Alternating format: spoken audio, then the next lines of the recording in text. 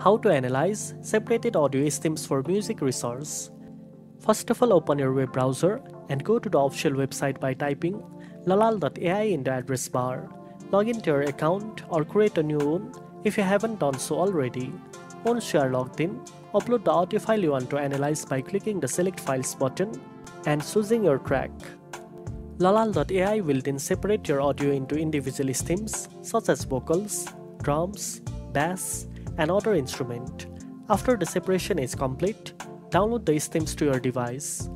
These isolated stems allow you to study each element of the music independently, making it easier to analyze rhythm, melody, harmony, and arrangement. You can use audio analysis software or digital audio workstation to examine the stems in detail.